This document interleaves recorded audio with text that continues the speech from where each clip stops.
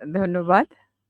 আমি এবারে আমাদের ইটালি প্রবাসী শাহজালাল বখতিয়ার লিটু ভাইয়ার একটা কবিতা, নববর্ষ। শুভ নববর্ষে আমি তার লেখা এই নববর্ষ কবিতাটা পড়বার চেষ্টা করছি। আশা করছি লিটু ভাইয়া আপনি খুশি হবেন। কবিতার নাম উম,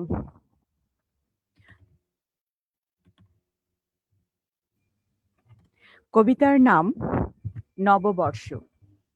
কলমে শাহজালাল বখতিয়ার লিটু।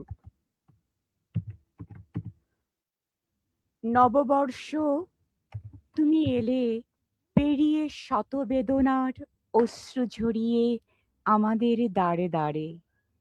আসছো তুমি সুদিন নিয়ে, কদিন তুমি লুকিয়ে রেখেছ সুদিন বরণ করে। হে নববর্ষ আমাদের ঘরে দীপ্তহীন হয়ে এসো না, পুরাতন বছরের মতো স্বপ্নহীন হয়ে এসো না, আমাদের ভূতের জগতের পথিক বানিও না। মানুষ আমাদের কাছ থেকে বঞ্চিত হয়ে যায় না যেন। পুরাতন বছরের রাত আমাদের কাছ থেকে পালিয়ে গিয়েছে ক্ষয় প্রাপ্ত অঙ্গরতা, একথা তুমি জানো কিঞ্চিত।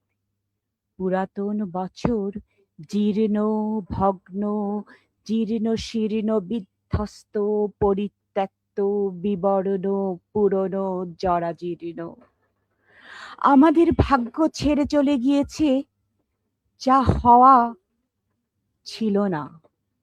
আমরা স্মৃতিহীন স্বপ্নহীন হতভাগ্য অভাগা বিপন্ন সর্বশান্ত ভাগ্যহীন দুর্ভাগ্য পীড়িত আকাঙ্ক্ষাহীন আশাহীন বিচরণশীল আত্মার মতো বেঁচে থেকেছি, কষ্টে থেকেছি। আমাদের চোখের দিগন্ত স্থির হ্রদের ধূসর ছাই হয়ে গিয়েছিল। বিষণ্ণতা হতাশা নিঃসঙ্গতার অভাবের যত স্রোত, পুরাতন বছর মৃত্যু চেতনা দারিদ্র দীনতা নিঃস্বতা ছিল শত শত। পুরাতন বছর পূর্ণতার আশা ছেড়ে দিয়েছিল প্রাচুর্যতা, অতিশয়তা ছিল আশাহতের মতো। বিগত বছর ছাই বর্ণে হয়েছিল দয়াশূন্যতার কাছে অবনত।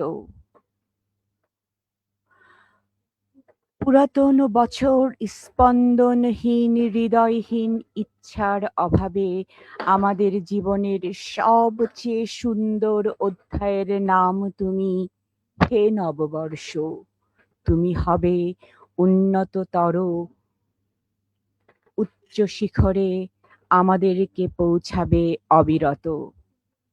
পুরাতন বছরের সব ক্লান্তি শ্রান্তি গ্লানি পেছনে ফেলে নতুন বছরে তোমায় আরো গভীর ভাবে ভালোবাসতে চাই। নববর্ষ অতীতকে পেছনে ফেলে ভবিষ্যৎকে স্বাগত জানাই। নতুন স্বপ্ন নিয়ে নতুন জীবন সাজাতে চাই। হে নববর্ষ। ধন্যবাদ। নববর্ষে সকলের প্রতি সুন্দর প্রত্যাশা রইল, সকলের জীবন সুন্দর হোক, রঙিন হোক, এই শুভকামনা, এই প্রত্যাশায়। ধন্যবাদ সবাইকে।